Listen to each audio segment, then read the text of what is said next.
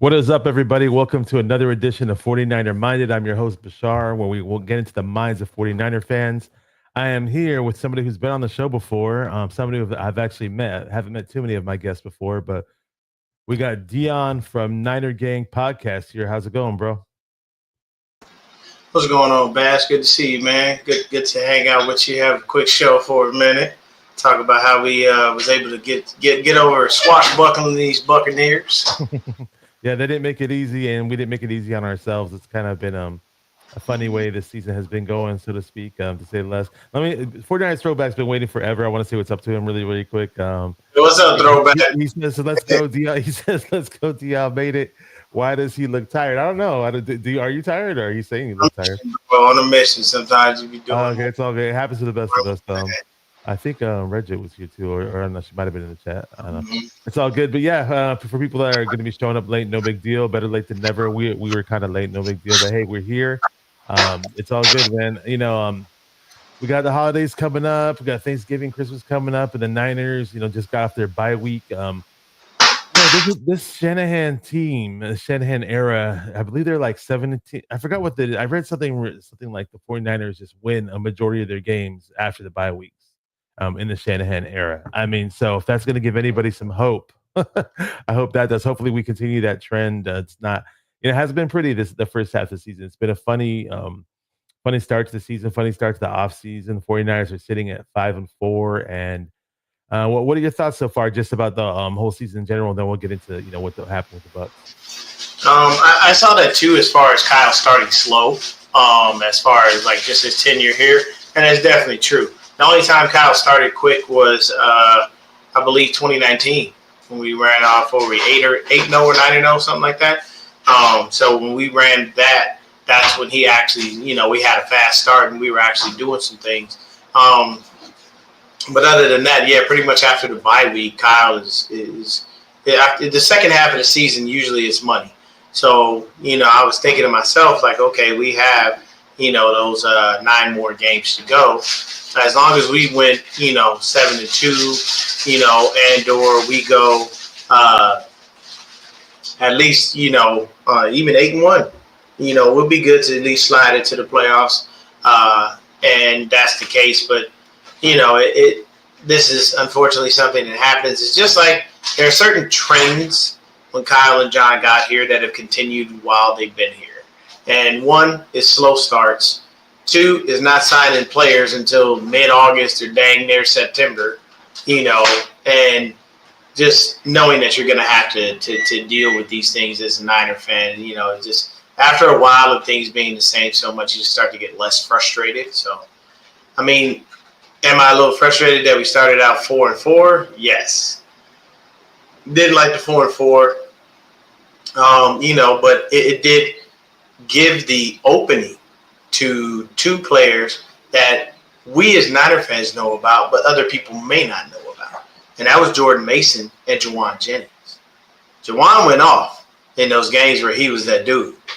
And Jordan Mason went off in those games where he had to be that guy. So it works out kind of well, when it comes down to it, for those 2 guys to be able to get their shine, be the people that they are, do what they need to do. But I did hear Kyle say in his post-game presser that Juwan is going to be our X. So then that means I was thinking maybe you might even put Pearsall out there. So they said, hey, look, Juwan's healthy. He's the X. Debo's the Y. Pearsall's the slot guy / gadget guy / do-it-all type of guy. So I honestly like that. Love to see these rookies get in here and make an impact, and congrats to Ricky on his first touchdown. You know what? Forget what these contracts say and how much you're paying player A, player B, player C. This season is telling me that Juwan Jennings, at least for this season, is the best wide receiver we have. And so when they had the practice window for him this week, I kept asking, is Juwan going to play? I kept asking Raj or whoever was keeping up with the 49er news, like, is he going to play? Is he practicing? Is he going to practice? Because I know Jennings and Purdy have an excellent connection, and I know we all know that Purdy got hurt. Was it during the Chiefs game? He barely played in the Chiefs game, and if we had him for the majority of the Chiefs game, the result may have been a different result. But obviously it was this whole Ayuk debacle. It just sucks, But again, I didn't think about it too much because Jawan Jennings was looking really, really nice with Purdy, and we had Pearsall coming back, who we still hadn't seen yet, but it was like wishful thinking. Hey, first round pick, and Cowing, we still haven't seen too much of it. Maybe we could get that guy at work, get that guy involved. And so happy that Jennings was able to play this game and he did not lose a step. He did not disappoint. 7 catches, 93 yards, and people, we used to call him what? Third? People used to say third and Jennings, right? It was Depot and I used to get, third and Jennings, and third and Jawan.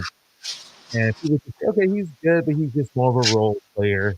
He's that big body guy, role player type of guy. And but dude, this guy has graduated to the next level. He looks like he could be up there with the top 10 wide receivers in the NFL. He's really, really nice. Were you trying to share your screen? I see. Yeah. Do you want to put it now? Do you want to put it right now? Yeah, go ahead if you want. Okay, go ahead, Dion. The stats will be right there. So, yeah, these are the stats from the game. When it comes down to it, you look at it. Brock Purdy, 25-36, 353, and 2 TDs. He was sacked 3 times. Baker Mayfield, 18-29, 116 yards. Our passing defense was insane. For us to hold him to 116 yards, technically 105, and then have him only to that 1 TD. We only got to him twice, and I think a lot of that, unfortunately for me, was us not collapsing the pocket properly and getting pushed out wide. Even when Tristan Wirfs went out, we still didn't have like the push that I thought we should, especially with their best offensive lineman out. Tristan Wirfs going out for them is like us losing Trent Williams. So it's definitely confusing. I was like, wow, that's a little crazy that we didn't have that as an opportunity to be able to get after the quarterback, a lot more than we did. But, this was the thing that I was just – I liked because this is what I wanted. I only wanted him to have 10 to 15 carries as far as CMC goes. I'm very happy that that's what we did because I didn't want to overrun him. Devo having 3 carries for 14 yards, I get it. But at the end of the day, 12 yards, so the numbers are inflated. I think we need to just stop with putting Devo in the backfield because it's just too obvious what we're going to do. And defenses are like, okay, I'm not worried about the run. Worried about the pass. He's in the backfield. I know he's running, so I'm just going to find my way to him. And that's the main issue is that sometimes you can become very predictable. And when you are, you're not supposed to stick to that. It's like this guy wears a black shirt every single day when he goes to work. But then randomly he comes to work in a white one. And you're like, what? What just happened? And why did you do that? You normally wear black every single day. So with CMC, with Devo, that's what defenses know. So it's a little rough, but, hey, they had 110 yards rushing because they gashed us up the middle of the gut, which is the unfortunate issue when it comes to that wide 9. They just kept running up that gut and making things happen. That was really hard to watch, the poor tackling and guys getting dragged. And I know they got some nice running backs, Bucky Irving being one of them, Rashad White, but still, that was unacceptable in my opinion. Yeah, our rush defense was not it. And that's the one thing that we have the problem with, which is probably why we brought in this other guy. I know we have Kalia Davis, and I think his name is Khalil Davis. Yeah, I'm not sure if Khalil played that. I don't know what his jersey numbers, but I don't think he played. Did he play? I didn't see another. I did see a Davis, but I think it was there. I saw Khalil. Yeah, so it kind of frustrates me because we always invest in certain things when we don't really have to. We should invest in other things. So it is what it is. But, when you look at the rushing, they had their 110. It was a hard time rushing against them. And a lot of the time it was because you would see the play would break down, but Christian would still go there. And it was the same thing that Mason just started to do before Christian came back. You're running into piles. Don't run into a pile. It's a rare chance you're going to squeak out of there and gain some ridiculous yards. Stay away from the pile. If there's a big pile and you see there ain't no movement, cut it back. Have the vision to do so. Now, Christian's a little rusty, so I kind of get it, but that's just me. He's definitely rusty, and I don't know how he feels physically. He said he has no pain. It's different when you're out there in a real game, but it was just great to see him back in general. Now Jordan Mason did a great job of picking up the slack. He's just not the exact same player. We had Jordan Mason running like crazy at prior to that Chiefs game. Jordan Mason was tearing up the league running wise. Fortunately, it seems like he lost a bit of a step, just a little bit.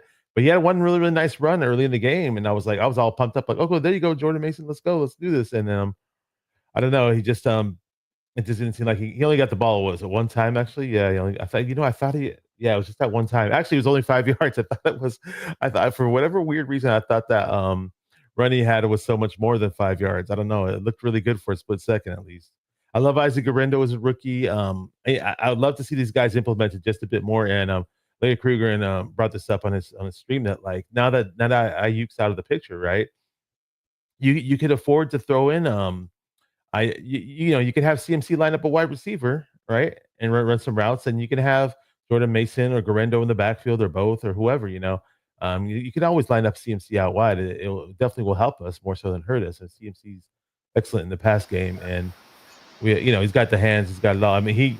What about that play where Purdy Purdy had Purdy in the very beginning of the game, he had some passes that were a little too high, right, and do I still need to share the screen, or you want me to go back to Oh, normal? you can take it off if you want. It's Okay, cool. okay, got it, got it. I thought you wanted to show us. David Yeah. Yang is here. Let me see what's up to some guys really, really quick. All So day. CMC gives us the passing out of the backfield. Yeah, he sure does. He gives us a lot of things. Red Jet is here. What's up, Red Jet? She said, "Oh, this is very important. Happy Veterans Day to all those who served in the military. If their relatives served in the military, this is the day for you veterans out there. So we appreciate your service. So that's definitely a throwback to the same thing." Red Jet Yep. says, "Hey, we're on. Like and subscribe. This is very important. Like and subscribe to both channels. If you have not subscribed to Niner Game Podcast, hit up the description box of this video. It's definitely important for you guys to subscribe and support all the channels. And I don't know if you're a veteran. I'm not sure, but we definitely have to throw that out. I'm not. Oh yeah, I've got plenty of my best friend's a veteran and my uncle's a veteran. Okay, And okay, there you go. yeah, both of those dudes, I always say that my uncle is the best commander the Coast Guard's ever seen. And my best friend, I always say he's the best petty officer that the Navy's ever seen. So Oh, okay, there you go. Yeah, it's definitely important that we brought that up. Thanks for the reminder for those in chat. You know what's funny? I pulled up Khalil Davis's profile on the 49ers website, and I don't even see a jersey number assigned to him. no, he's probably just they probably are just trying to figure out how to use him. Yeah. They get him in and they let Kasterik, tinker around with him, and then once Kasterik's probably the end all be all. It's like once he's ready to go, just tell us and we'll find a way to implement him into what we're doing there. So I definitely understand that there. As far as him not being there, because it would just only make sense. You don't know what the defensive scheme is. You just walked in the door. We have more than enough people who have the time, and the understanding of the system. So you don't want to do that. But I would say, from a defensive standpoint, passing defense was very, very good. And it made our lives that much easier that we didn't have to contend with Mike Evans and Chris Godwin. Oh yeah. So we had their leading receiver was Rashad White, and he only had 39 yards. Cade Otton, with their tight end, only had 35 yards. Yeah, Cade Otton at moments he made some little moments, but yeah. it wasn't anything too crazy. And then 15 out of those 35 were his long. So you think about that, you got 4 catches for 20 yards. That's 5 yards a catch. As a receiver, it's cool, but it's not great. You typically want to be in the double digits. I lost your sound. Because I muted myself stupidly. There you go. Anybody who didn't watch the game and they just sat there like, oh, let me just glance at the box score here, buddy. I mean, if you saw if all you saw was this stat, 413 total yards for the 49ers and 215 total yards for the Buccaneers, you think like, wow, 49ers, they handled their business on Sunday, but this game had a lot of those weird, funny moments. Like a lot of our wins felt like losses this year, and a lot of things happened. A lot of bad things happened in both our losses and our wins this year, and just you're always at the edge of your seat watching this damn team. That's for sure. This isn't a 49er team where you sit there and be like, oh, I got to go to the restroom really, really quick, and Yeah, they're playing, but I'll just run to the restroom really quick. No big deal. No, this is like a team where you literally have to sit and watch everything, and then once the commercial breaks, then you go to the restroom because you It's never funny know what can happen. that because as I was watching the game the other day, that's what I thought. Okay, game's a little slow. Let me go to the restroom. But I was smart. Because of the way my bathroom is set up, the mirror will show. So I was like, man, let me leave this door open just in case something happens. And I forgot. I think it was that play where Demo. Shout out to David for mentioning that Demo blew up Irving on that run. He just knocked him back. And I'll say this: people just be ready to see Mooney gone. And I am not stating that because he is not here. That man is dealing with something that every parent never wants to deal with, and that's the loss of his daughter. I am saying that because Diamador Lenore is playing out of his mind, and you can't pay him and pay Mooney. And this is Mooney's last year. So I did see we picked up another DB and put him on the practice squad. Yeah. He's a pretty good special teams guy from what I've been hearing. I don't know much about him. My friend was like, "Oh wow, he's a great specialist," and blah blah blah. So hopefully he helps us out. Yeah, because our special teams is trash. It is one of the worst. We'll get into that. It's horrendous. There's plenty to talk about when it comes to special teams. But early in the game, we got off to a pretty slow start, right? It was like we had a drive, and Purdy wasn't necessarily. I mean, for having such a pretty damn good overall game, 119 quarterback rating, 353 yards, 2 TDs. It's not like he had an easy start in this game. He was floating passes over people's heads, and some passes were a little high. There was a moment where Kittle double caught the ball or whatever. You kind of say Purdy on that. Yeah, that one was a little high, but he brought it down. Yeah. He's known for that. I mean, even that dart to him in the end zone, like this just. That was crazy. That was crazy. For me, for all y'all hating Nick Wright, man, just recognize the greatness that's in front of you, bro. Let all the haters, let it go, man. Let it go. The young man can do anything that he you can't. The number one thing that I don't like is you malign Brock Purdy for having stars. Did you malign Tom Brady when he had Gronk and Aaron Hernandez? Did we put him down? Did we say Brady can't win without his tight ends? Did we put him down when he had Julian Edelman, when he had Danny, when he had Randy Moss? Did we say Corey Dillon? Yeah, or did we say, he can't win without these guys? No, we didn't. Did we malign Peyton Manning for having Marvin Harrison Jr. and Joseph Adai and Edgerrin James and Reggie Wayne and Dallas Clark? Like, did we say anything about all those dudes? No, we didn't. We didn't talk about how bad they were because they couldn't, do this without certain people. So it just kills me that they continually make that an issue. So stop making it an issue. Just let it be what it is. At the end of the day, the young man goes out there, he plays ball, he plays it the right way. There is no ifs, ands, or buts about it, and you have to deal with that. And if you don't like that, oh well. He's going to go out there and ball week in and week out, give us the best chance to win. He literally threw to 5 different people. He didn't even target anyone else. So I'm very happy he didn't target Ronnie Bell because we all know how that. I don't even know why he's even on the team. My thing is, Kyle, we have a young rookie who's very dynamic. His name is Jacob Cowing. Put him in. That kid can do some things, man. He can do some end rounds. He can do some gadget stuff.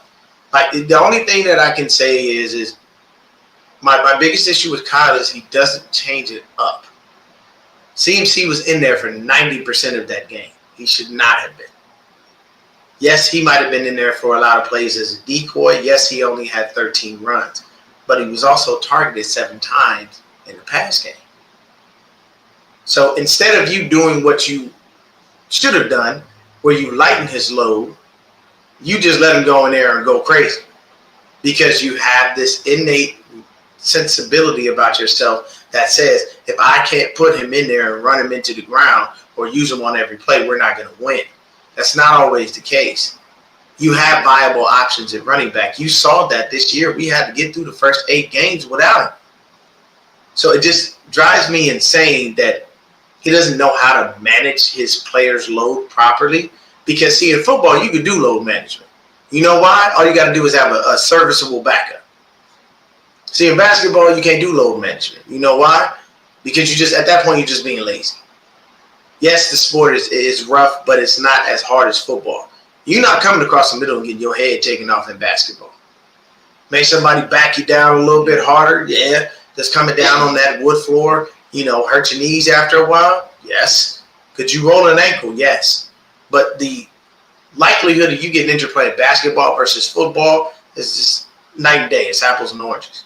So for me, I just wanted him to kind of lighten that load on CMC and not use him so much. I know CMC came out and said he felt good, but George Kittle said it best. You feel like you're in a car wreck after a game the next day. So we'll see how CMC feels today. Oh, yeah. But to me, I just feel like it was a little bit of overusage, and he could have tried not to do that. But Yeah, I think eventually they have to start using Mason and Garendo more. So really quick, so late in the first quarter, once Purdy got his feet wet, we saw Ricky Pearsall in the game, right? Late in the first quarter for a 46-yard touchdown pass. He showed a little yak ability, had a little hesitation, and had a lot of nice wherewithal where even though his left foot was stepping out of bounds, before he stepped out of bounds, he had a nice little stretch over the goal line. And nice thing about Ricky Pearsall, I think a lot of people were thinking that he was just like small, little tiny, wimpy looking receiver, or somebody that wasn't as fast as he should be, or he ran a 4.4 flat. He's definitely 6 feet tall, and he's not like the smallest wide receiver. He's not the fastest, but I think he's got decent speed and an okay size, to not get bullied. And and I just love his passion for the game. He's super pumped up every time he gets on the field, and you could tell like the way he was with dancing with Jennings and with him and Fred Warner after the game. Like he's barely even been with the team, and he just already has great camaraderie with everybody, and he's really excited to be a 49er. I love it, man. I love to see him get out there and do what he's supposed to do, man, and make things happen, because it's just a good thing to see that kid was able to make it through that traumatic, life experience, getting shot, and you just get here. That'll scare some people away from just playing football in general. It's like, that's the one thing that hurts me about the Bay. There's a lot of situations where there's crime, and it's like you put a stain on San Francisco, you put a stain on Oakland when people can't move around without worrying about their safety. I mean, and I'm not here to crap on the Bay, but the Bay literally made In-N-Out close its first store ever. In-N-Out, I didn't know about that. It's like a week ago. In-N-Out never closed a store, ever. But they kept getting robbed. And it's like, look, man, I can't have people in here and every night y'all coming in here doing this crap. I think I just saw something come across my feed. There was a sneaker store, shoe store. And it was some sneakerheads, it's all the expensive stuff, no shoes in there under about, $300. And somebody literally drove an actual car through the front of their store, stole all their stuff, and drove off. And I'm like, I saw them. I think I caught them on Instagram talking about it, and they were saying like, they have a GoFundMe, if anybody wanted to help out. And my thing is, you got to have insurance. Can we help you out as residents of the neighborhood? Yeah, but you should have insurance. And that insurance should cover your losses and the damages. Now, of course, don't get me wrong, insurance is going to do their investigation and drag their feet on shit, because that's just what insurances do. They are there, but they don't like paying out on the claims. They hope and pray that they never have to, because, it's better for their pockets if they don't. But it's just a situation of him being able to overcome that, come in the game, play, do his thing. Pearsall, four catches on 6 targets, 73 yards and a TD. You had Jennings, 7 catches for 93 yards. And he had his yak. He was getting busy, and I like Ricky. Ricky's got that quick twitch to him, and he's gonna be out there and he gonna move and groove to get what he needs to get. So I think we found a nice receiver. He's doing very well. I want him to keep that up, so I can talk about him more. And we already knew what we had in Juwan, and I think with Brandon Ayuk being out, this is going to unfortunately make Juwan price himself out, because I believe he only signed a 2-year deal. So when that deal is up, it ain't gonna be no more. Hey, Juwan, we can give you $2 million a year. It's gonna be, hey man, look, the way I'm playing, bro, you gotta pay me at least top slot. Well, don't be surprised if Debo is the one that we let walk and then we hold on to Juwan. I mean, well, yeah, I mean, I love Debo, I do, but honestly, if you think about it, I would rather have it where it's a situation of Juwan, Ayuk, and even Pearsall in the slot. Speaking of Debo, I hope him and Tabor Pepper made up.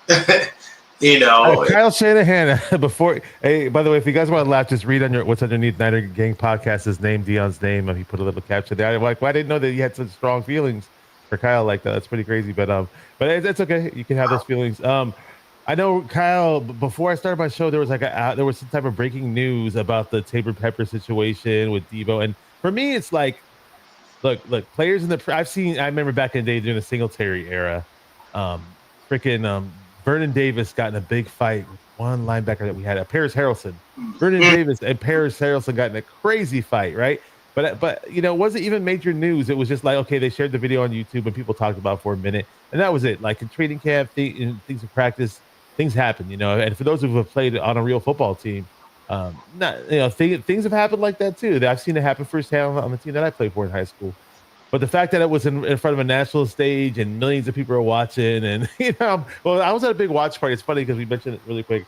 I'll mention the second part later, but I'm at the watch party. And then one TV we were watching, I couldn't hear the audio that good, so we saw like them shoving each other. Like, what's going on? Me and my friends like, what did I miss? What happened? But obviously, we could put two and two together that they missed a fucking field goal, and I didn't expect. I thought that would be the last one they missed. Was that the last one they missed when they had that little shove? I think that was when Debo finally lost his shit. Because when you see somebody miss three field goals, you're eventually gonna, I'm not saying what he did was right, but at the end of the day, that's how he felt at the time. He's a team captain. Sometimes you can't control your emotions when it comes to certain types of things. It could have been way, way worse. If that's as bad as it gets, then that's fine. I can live with that, and I'm pretty sure the players could talk things over in the locker room and forget about it and move on. Nathan Banks is here. How's it going? Says hello, all. Good to see you, Nathan. But yeah, I know Shanahan said there was some press conference. I forgot what it was. I don't know if it's a press conference, but it was some funny headline about that. I don't even want to call it a fight. I mean, would you call it a fight? That was literally. So Shanahan said Tabor Pepper overreacted. I didn't catch the whole it's just it's a press clip that I read. I didn't catch the whole thing on that Shanahan said the whole quote. I know what happened. So, did you catch what he said? Did you catch Tabor Pepper actually spoke about it more recently. Okay. On my YouTube feed. Basically, when he missed that field goal, Debo ran up and told him, "Hey man, lock in." Like he basically said, "I'm like, man, get it together, bro. Like trying to win a game and you out there missing field goals. What the hell? Get it together." And Tabor Pepper took offense to that because he's like, in that moment, you don't need someone to run up and tell you. Actually, you do need someone to run up and tell you that. And that's that's one of my biggest issues with this team is that people feel that they don't need to say anything to other people.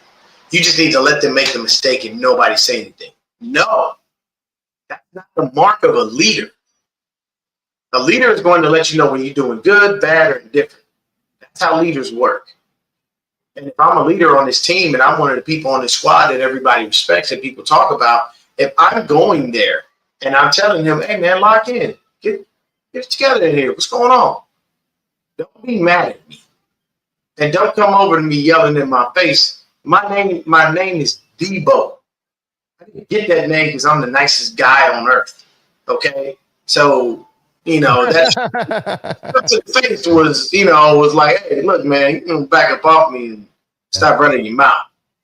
And it's the number one thing about that is that's an internal type thing. I'm pretty sure him and Tabor Pepper, they're probably cool now. Everything's squashed and whatnot. I mean, don't get me wrong. I'll tell you right now, if that's me and you shove me like that on national television, I'm going to tell you straight up, right before we leave out of here, we're going to run that fair one right now. Don't put your hands on me because I'm putting my hands back on you. We're not playing. I can walk around and act like that. I don't care what your name is, Tyshawn.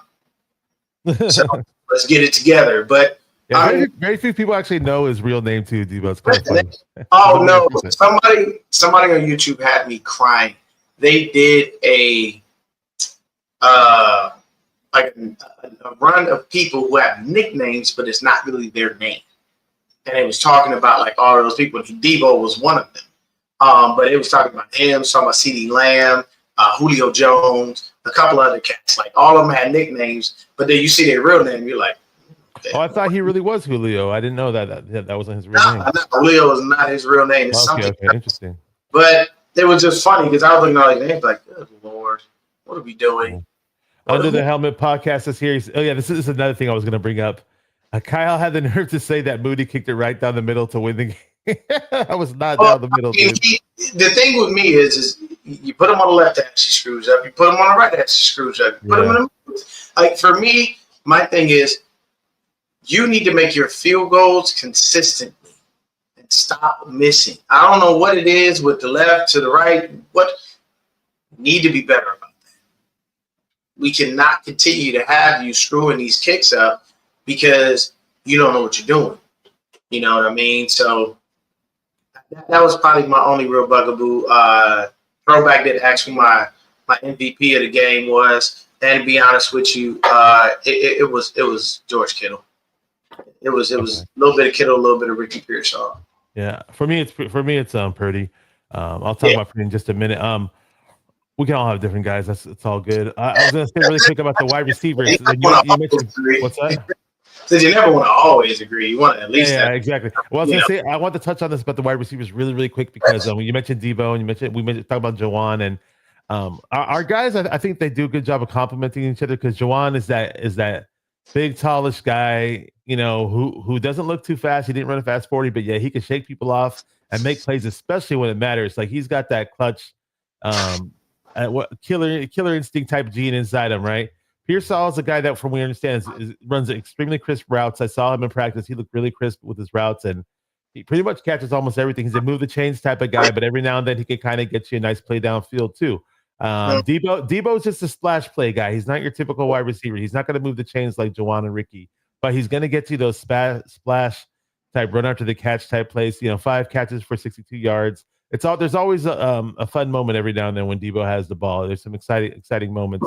But Nathan Banks is hitting the nail on the head. I didn't even think about this because I didn't really pull up much stats for the Niners this year. But he said Debo only has 468 yards and 1 touchdown in 10 weeks. And Debo needs to step up. Second half of the season, which is pretty much now, we already kicked that off. The bye week already happened. Debo has got to earn that paycheck. And I know he's a fiery guy and he's a captain. And he's going to tell people, call people out if they're slacking or whatever. But he's also got to step up and do something on his own too. But he does some good things.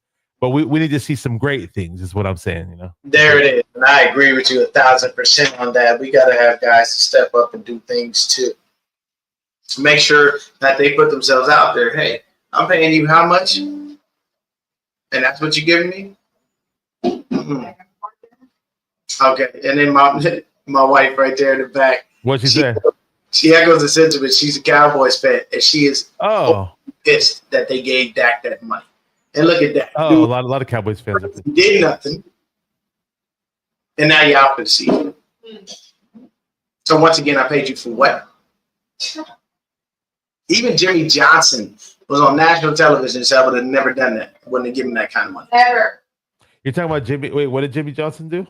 He was on TV. He was on because he does the Fox NFL Sundays. Okay. Oh, yeah, that's right. What did he say? I missed this. Yeah, so he basically said like they were talking about Dak and his contract, and he says I would have never given that money.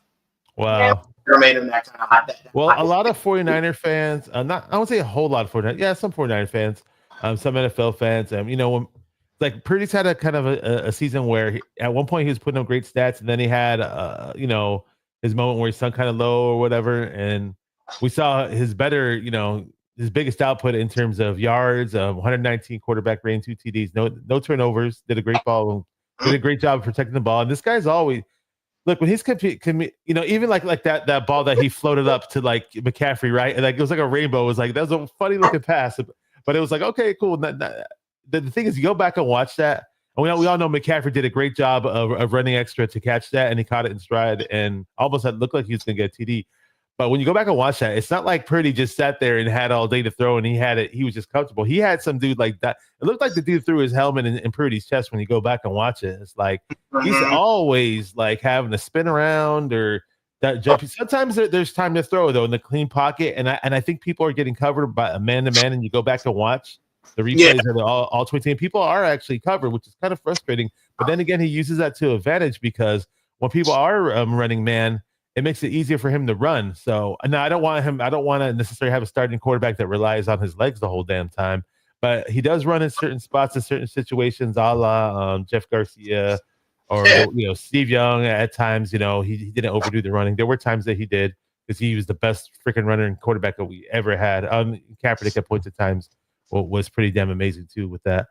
But yeah, I mean, in general, I liked what I saw from Purdy a lot. I mean, that play where he ran around and threw it to the kid on the back of the end zone. That was just like, at first I was like, what's he doing, man? What's he doing? Just get rid of the ball. Throw it. And so many times in the game, I'm like, throw it. But I was like, whoa, that's awesome. And Kittle's, man, he's got Kittle. He's just doing a really, really nice job this year. I just wanted to see him do it in a really, really big game that matters in the playoffs. My boy Master Eddie Kraft, he's been out here at Steve. Yeah, it's like he's chilling on his birthday rug. Don't get not even Persian, but he's just being funny. Flex on us, man. He probably gonna take a picture like Terry Crews from White Chicks, where he has a little blanket. He all up down. Yeah. So, he's an LA guy like you, but he lives in Texas, and you're in Arizona. So he's a cool guy. Oh yeah. So really quick, I wanted to touch on this comment. I don't know if Throwback meant this way, but what I got from this, because he said, "Shell, it's like a cycle," and I'm thinking, it was Rob Schneider. I don't remember what movie he was in. I think he was in a movie with Mike Myers, maybe. But instead of a cycle, he was like, it's like a circle. It's like a circle. It goes around and it connects. Like, it's just the way he was talking was just weird as heck. I don't know if that's what you meant, Throwback, but yeah. When it comes down to it, we lucked out. We got this win. Do we need to clean things up? Yes. Nice that we scored in every quarter. 7 in the first, 3 in the third, second and third, and then 10 in the fourth. But the key is to open this up. And what I mean by that is when players are in scoring position, I think Kyle needs to start running it up. I think he really needs to take advantage of that. Like, there were 2 touchdowns that Isaac Rendo could have had, but he stopped himself because that's what they wanted. Me personally, no. Run the score up, man. Start showing people you really can score. Show people who you really truthfully are. I'm the same way. And especially for a young guy like Isaac that I've been wanting to see step on the field and do big things. Like, I want him to get those big touchdowns. I want you can't have a run that big and then slide. No, sir. You better walk into that end zone and do your dance, do whatever you're gonna do. But I get the understanding aspect of it. They should do at Levi's Stadium whenever he does that again, or when he's about to do it, and they see it coming at the end of a game, where they should play the soundbite from Tootsie Roll and be like, "Now slide." Somebody should make a video clip of that, like a highlight reel of him doing it. Watch, he's gonna do it at least 3 or 4 times later in his career. He's gonna keep doing it. Yeah. But see, that's the number one thing is that we have the people, we have the opportunity, and we can make a big run. My number one situation with Brock, it's like this. It's going to be very simple. Brock going to probably get about 60 a year. This is unfortunate, but it's going to happen. There is no ifs, ands, and buts about that.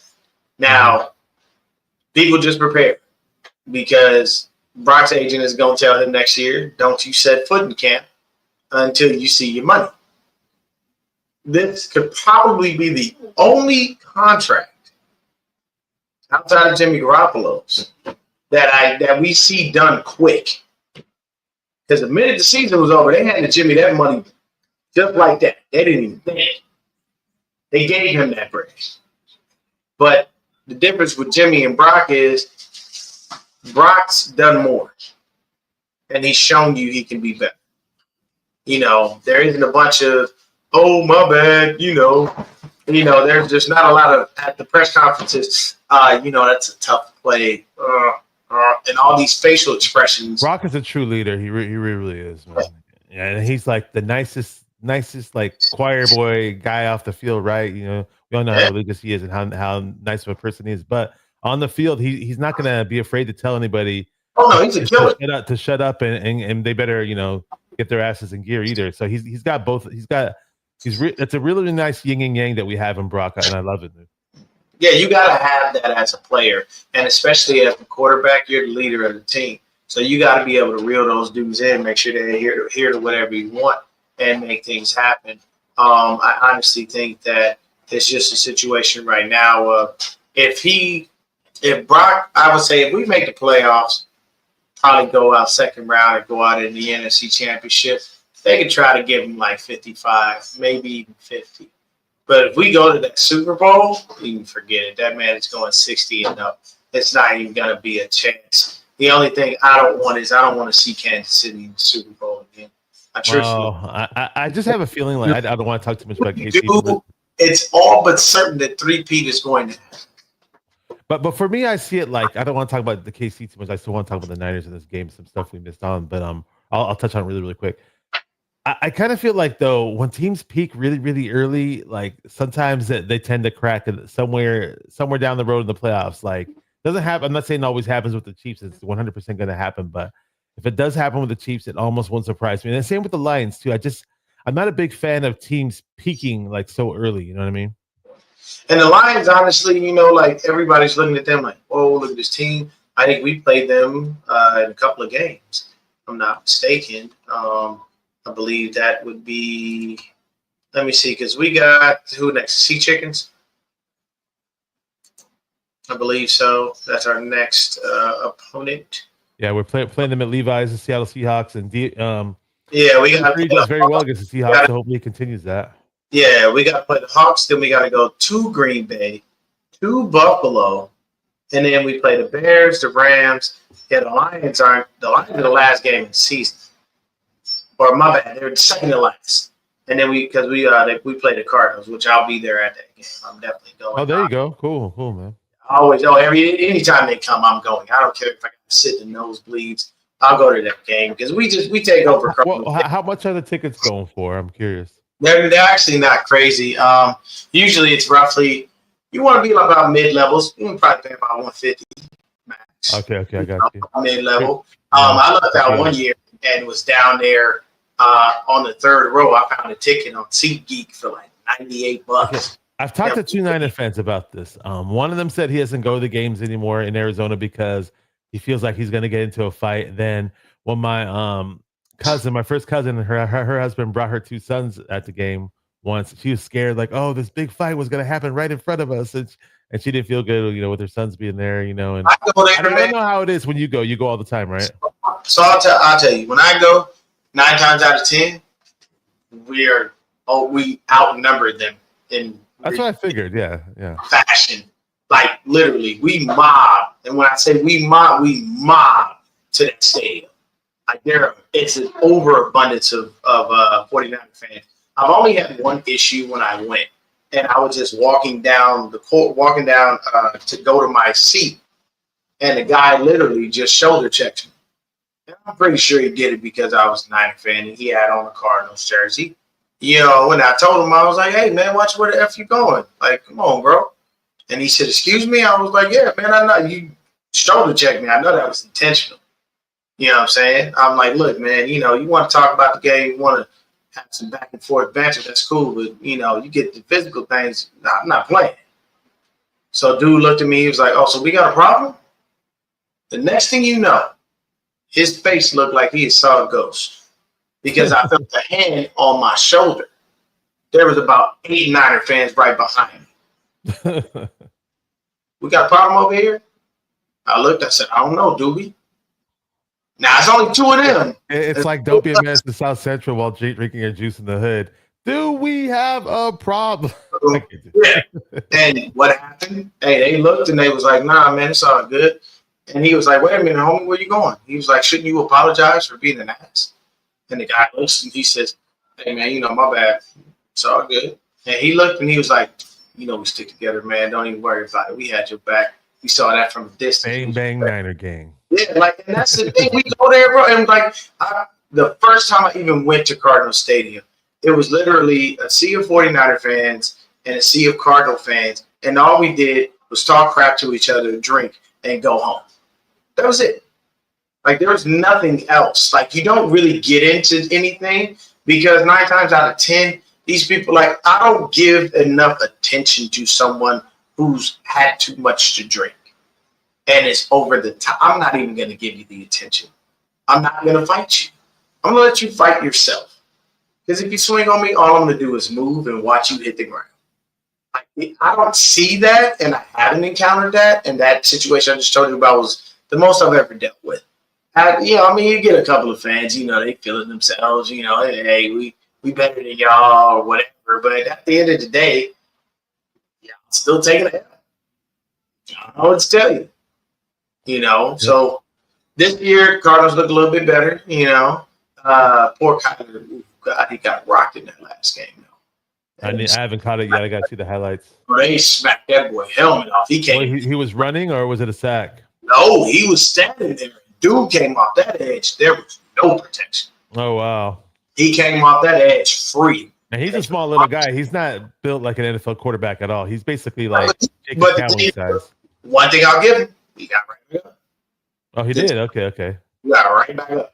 He just got his helmet. He smiled a little bit like, all right, you got it. You caught me slipping. All right. But when it comes to this game, number one thing, run defense needs to get better. I don't know. So that was my biggest takeaway of the game that pissed me off. To tighten up in ways you can imagine. I ain't worried about pass defense. We seem to be doing perfectly fine there. But the run game, oh my gosh, this kid is, and this was the thing we were all screaming. We kept seeing Yidam on the field, and everybody's like, get him out of there. Mm-hmm. Nobody wants to see him. And Yidam was wearing 22. You know who else was wearing 22? Jason Verrett. You know who else didn't do much of nothing for us? Jason Verrett. The only time that man was healthy was in the damn COVID year when we didn't need him to be healthy. Yeah. That could have been a year. We had him at the tail end of his career when he was he just kept getting hurt. But the thing is his whole career could never stay healthy. Yeah. When he was, you saw top 5 cornerback. But it's just rare and it sucks. But I think that in this game, Brock went out there and did what he needed to do. I love to see the return to CMC. I'd like to still see a good rotation of our backs because Kyle he can't say, I don't know what these guys can do. Because you can't. And you see it. You see what Garendo has. He has that. Garendo has home run speed. He is our fastest back. Mason is our bruiser. CMC is our do-it-all guy. So if I'm Kyle, I'm throwing different people at you. I'm not getting you gonna see CMC, but you're gonna see Jordan too. You know why? Because Jordan gonna go up that middle and hit you before you hit him. You're gonna see Garendo. Why? He's got that home run speed. And if he gets past you, goodbye. Ain't no more sliding. Do you think? But that's just me. Defensively, same stuff we always have, man. All pro Fred out there doing this damn thing, just balling. You know what I'm saying? But I'll say this though, Fred let me down a bit in this past game, bro, in the run game. I think you know where I'm going with this because I saw he run up the middle and I saw him making a lot of mistakes, and even Bosa and all those other guys too were making bad mistakes in the run game. Yeah. And then for me, hurt my heart because Leonard Floyd had that sack, but Baker. Hey man, look, I'm gonna give Baker some respect for him to hold that stiff arm on Bosa that whole time. And be able to get that ball off. That was an amazing play. And my friend Raj was because Bosa had that hip injury, right? And he thinks Bosa was protecting his body and not trying to go too hard or whatever. I don't know. It's kind of weird. But it's like weird because Bosa has the biggest arms that you've probably seen. Some of the biggest arms in the NFL. And here he's got. I was like, you figure he could just rip Baker Mayfield's arm off or something. At the end of the day, the easiest way that he could have made that work for himself, instead of holding onto him with his arms fully extended, you take one of those arms and chop that arm down. and get to him. When If you he try just to lunged his block body, out, if he just it lunged his throws your body body towards, off. if he And just it, lunged his body towards Baker, he would have had him, dude. yeah, that's all you had to do. But you know what I'm saying? And then yeah, Jet put up there MAGA Bosa. Yeah, they gave him almost He 12. did the Donald Trump dance after he got his sack. I don't know if you guys noticed that. It was kind of funny. I did not see him do it, Donald. Well, all the other dudes were dancing with him. I forgot. Oh, okay. Yeah, Yeah. It was Sam. I forgot. It was Samo or Floyd. Two yeah, or three other guys were dancing with him. I know he got fined almost 12K for putting the MAGA hat on and putting it out there. You know, now this is just a joke, people. Everybody chill, relax. So no people will see this and start, turning into crybabies. Why aren't we maligning Bosa for bringing politics into football? Everyone says we don't like politics in football. That football is supposed to be football. We tore Kaepernick to shreds for this. Why are we not doing the same for Nick? I'll leave that there. Because it's having, as these kids say, it's having the same energy for everybody instead of just selective people. When Bosa came into the league, he had some racist connotations about himself. I know. Most of your video I ever had on YouTube, definitely so. So it's different things, but it's all good. You know what I'm saying? It is what it is. I'm just saying, treat everybody the same. Okay. Alrighty then. So yeah, Bosa had he had a few pressures here and there, and then at times he wasn't, he hasn't been getting much help all year long. Let's be real. Malik Collins every now and then will get a push up the middle. Samo, whoever's really like it, gets a push up the middle here and there. I think if Samo was on the outside, he'd be doing better than Leonard Floyd. Leonard Floyd's been a big disappointment to me. It's almost like Leonard Floyd just does enough to not get removed from being on the field, and he's had himself a really nice career, and he's older up there in age. And last year he did pretty nice. He had 10 sacks, but I don't know if he slowed down. Your body eventually will kick in and slow down. That's just how it is when you get older. But somebody needs to step up on that D line other than Bosa. And Bosa's not going to be perfect either. He's going to get tired. He's been out there and running around like a chicken with his head cut off. So again, you mentioned Father time waits for no man. So if you just look at the numbers on the year, and you just take a look at the sack guys for us, Nick's got 5.5. Floyd's got 3. Malik Collins has 4. Collins is good up the middle, man. Collins is nice in the pass rush, man. Yeah. Okuwanu has 3. We got 3.5 from Kevin Givens. We got 1 from Anderson and Hargrave. Of course, Hargrave's out for the year. And that's it. So we just got a total of 22. We missed Givens a lot. Givens hasn't been playing much, and yeah, and he was injured, so he's not here. And we love Givens because Kevin's random. Kevin's very random with the sacks. You don't know they're coming; they just happen. You know what I mean? Like I said, the biggest thing for me, special freaking teams. And here's my issue: Darrell Luter Jr. Stay away from the ball, bro. He messed up in the Super Bowl too, man. He messed up in the Super Bowl on the punt return. Whenever you see 28 and it's a punt return, bro, you need to know what you need to do. What we need to do is we don't need to put you on protection. We need to put you in rushing. I need you to go over there and try to block that punt every single time. Stay away from the ball. Because Cowan called that perfectly. Boom. I don't want to do it. Next thing you know, we'll get pushed into him. What happened?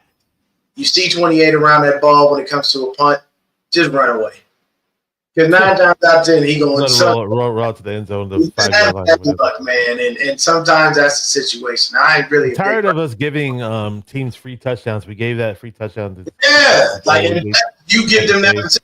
It gives you all the momentum in the world. Yeah, it not only gives them a free TD, but they get momentum on top of that. And it's just terrible. It sucks, man. Yeah. I think Kyle has to. For me, Kyle needs to learn how to utilize all of his players and playmakers and diversify what you do with different people. If you've got 6 ways to run one play, it shouldn't be the same person running that play 6 different ways. You should be able to mix it up. Have 3 for one person and 3 for 3 other people. Like, find ways to innovate yourself to a point where teams can't prepare for the guy they know is getting the ball. It's like I was stating earlier. We know Debo in the backfield? Oh, he running. If I'm a defensive coordinator, I literally tell my defense, hey, man, when you see him in the backfield, just jam your receiver, get off him, and go get him. Because they're not throwing the ball. He's not a running back. I don't know why people keep thinking that he's like this. I remember some Niner fans were calling the shows, be like, Debo's a running back. He's not a wide receiver. Like he's not your typical wide receiver, but he's still not a running back. He cannot take the pounding running backs take. He can't. He gets hit really, really hard, and I think he's going to be out for the season every time it happens. And he gets injured way too often. Yeah. Nobody wants a back that's injured all the time. And plus we got enough love for injury-prone players in this dang organization since Kyle and John got. And we got 3 running backs anyways, and one of them is arguably one of the better ones in the league, or the best one. I tell you right now, if you put Jordan Mason on another team, he's most likely starting. He's saying Dallas. Glad to see Texas boys crying. On what chat Texas boys crying? I think he jumped on my chat once. I don't care what nobody says. You know what the worst part is? It's the fact that, and I feel bad for Dallas. I really do. Because you have an owner that can't get out the way. And I'm telling you, that is the main stain on the Cowboys. He needs to back off and let the organization be run properly. He won't even listen to his own child. Stephen Jones has stopped him several times. I know this for a fact. He's stopped him several times from making some pretty stupid moves. But he won't listen. And you got to understand, man, as a Cowboy fan, I'm going to say the same thing I told y'all that I told Raider fans. And I know this it hasn't come to fruition since that person's passed, but Al Davis passed, you got to try to get better. Because Al Davis thought if you ran a 4-3, you should be playing football. It's not always the case. There's lots of fast dudes out there that should not be on that field. But Jerry Jones had that problem. He wants to get in the way. He wants to be the guy. He needs a spotlight. Then you got Michael Parsons literally just shitting on Mike Paul in the media. Open. Like one guy I know is a Cowboy fan, and I'm talking like way back in like 2009. He'd start crapping all over Jerry Jones, and I stopped and said, "So why are you crapping on Jerry Jones?" This is back in 2009, and all he told me was, well, one of the first things he told me was, "He's Al Davis. He's Al Davis. He's a GM," and that was way back. That was like 15 years ago, man, and he's still doing it, man. Oh, dude, Al drafted a bunch of people who had speed.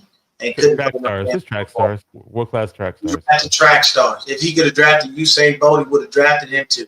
Oh yeah. But at the end of the day, you have to draft football players, and you got to be smart about that. But I'll say this: for me, glad we got the W. Let's get these sea chickens next week, punch them in the mouth, and keep pushing forward and keep trying to climb up these ranks. Because with Arizona winning, they're still atop the NFC West. So we right now are on the lookout as far as the wild card. And, we're gonna wrap things up soon, but I want to bring this up really quick. Why Brock Purdy was my MVP? Obviously the yards say it all. We only punted once. When it came down to it, where we Brock Purdy in the fourth quarter was magic. He did a lot of Steve Young / Joe Montana type esque things in the fourth quarter. What's that? Said / Houdini too. Yeah. So the fourth quarter was a lot of fun to watch, and hopefully we see a lot more of that from Brock, and hopefully these red zone issues do got to be fixed. Now I get it. We got CMC now. Kittle's being really good in the end zone, right? We need other guys to step up to the plate. Jennings, I think, will potentially be a pretty good red zone threat from here on out. We'll see. Maybe Pearsall. We'll see, man. We just need a lot of help with the red zone, and hopefully we use Jordan Mason and Garendo a bit more and make things a little easy for CMC. You could put CMC out as a wide receiver at the same time too, so we'll see, man. Yeah, our touchdown guy that's leading us is Mr. Kittle. Yes, sir. And that's what I call him. I call him Mr. Kittle just because he's a monster. He is a monster of a human being when it comes down to it, man. 43 receptions, 560 yards, 13 yards a catch, 7 TDs. I mean, I don't know what else you want from a tight end. Yeah, and I had no idea he ranked up there with the all-time 49er greats. He's literally, I think he's got the most receiving yards after Jerry Rice and T.O. as a 49er. Yeah, man. Yeah. And honestly, it's the number one thing about it is that he catches so much. But I love what he does. Love the energy. Definitely, let's just get ready for these Sea Chickens and make it happen. Sea Chickens. I love that. All right, so we're gonna wrap things up pretty soon. And any final thoughts? I know it was. If you want to go on a rant about the field goals, missed field goals, go ahead. I know it's a low hanging fruit. Everybody else is talking about it. But if you have anything that you want to rant about or talk about really, really quick, go ahead before we wrap things up. It just, for me, when it comes to the field goals, it is what it is, Jake Moody. You got to do exactly what Debo said. You need to lock in, son. You need to figure out what the mental block is, get past it, get over that hurdle, and make things happen. But that's, oh, my God. Kyle Scheme kill him open a lot more. He'd have way more touchdowns. But either way, at least he's got more than Travis Kelce. He just got his first touchdown last week. Wait, who are you? Do that again? Oh, I said at least he got more than Travis Kelce, who scored his first touchdown last week. He just got in the end zone. Kelce has not been in the end zone all year. Kelce had his first touchdown for the season last week? Last week. What? Oh, yes. My gosh. That's crazy. So, I mean, hey, the Taylor Swift effect isn't working, Yeah. Hey, but I'm for it. That's all it is for me, man. With the field goals, Moody, lock in, bro. Lock in and figure out what's going on and make these field goals. The reason being is if we get into a big game, I need to know I can count on you, man. And right now, you showing me I can't. You're not making me feel comfortable by any stretch of the imagination. If the game is on the line and we're in the Super Bowl, you're going to win it. He probably has amazing physical talent as a kicker. When I look at his face, he has this look on his face. I don't see confidence. I see the face of a broken man, regardless whether he makes the field goal, misses it, or if he's just standing still doing nothing. I don't see a person out there with confidence. If Brock Purdy has to shake him up, Kittle, Fred Warner, Bosa, Debo, whoever else, somebody needs to shake him up and during these practices and let him grow and mature as a man, because I know he's a young guy. I know he's a young kid, but you're in the damn NFL strapping on those helmets and those shoulder pads. Like I guarantee you, if he gains some type of sense of mental confidence, and I know it's cliche, right? But if you just see a different type of look on his face, he's not going to be having all those stupid, dumbass misses, dude. You got it. And look at this. All these no names we brought off the streets, right? They're just kicking field goals left and right. Boom, boom, boom, boom, boom, boom, boom, boom, boom. And we put Moody in there. He's like, booing, boo, boo. It's like, I don't know. It was so frustrating, dude. It's just, are kickers really football players? I mean, they aren't, but you have to rely on them. Case in point, this freaking game, And thank God he made it. If he did not make that, we would have only had a 35% chance of making the playoffs from here on out. Had he, and the fact that he made it, I believe it gives us a 60% chance or a 65. It's one of the two numbers. So that's good to know. Yeah, but that's all I got, Bash. That's all good. Yeah, we're gonna wrap things up. Regis Shell says, before I'll like and subscribe both channels on the way out. Love to both of you guys. Thank you. We appreciate you, Regis Shell. And once again, happy Veterans Day to all of us. That's very, very important. Thank you very much. Master Andy Kraft, we know, right? He makes the extra point. We win the Super Bowl. That sucks. God willing, we can make up for those lost times. Thank you, Dion. Doing great to have you on. We had a little bit of a shakeup before the show started, but hey, you were here. You made it. You came in the clutch, just like the 49ers did, right? Or just like Moody did. Yeah, there you go. So I was just about to, I was this close before I saw your last text that, how you press the button to delete the broadcast. I was just about to do that. Yeah.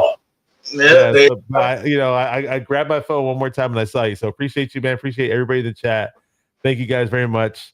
Hey, 49ers got this victory, 23-20. It wasn't the prettiest of victories, but there were some nice, fun highlights, and which is always good to see. At the end of the day, we just got to beat the Seattle Seahawks at Levi's Stadium, and hopefully everybody gets things together from here on out, and the wins look a lot more prettier, and the losses are far and fewer between. For everybody out there, thank you guys for watching 49er Minded, where we get into the minds of 49er fans. Keep repping those 49ers and stay 49er minded. Peace. Let's beat the Sea Chickens. Roasted Sea Chickens. Happy Veterans Day, guys. Love you guys. Peace. Peace.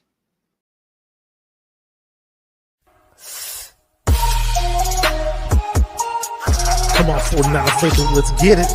Because it's 49er mind. We gotta do this one time for the Empire. It's 49er mind.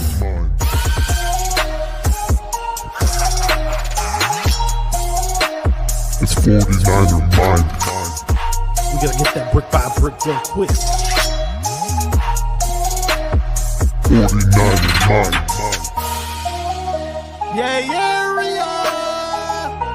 Yo, we can't listen to them haters, man. 49er mind. We from the Bay. 49er mind. We them San Francisco 49ers. 49er mind. We got that red and gold blood inside us. 49er mind.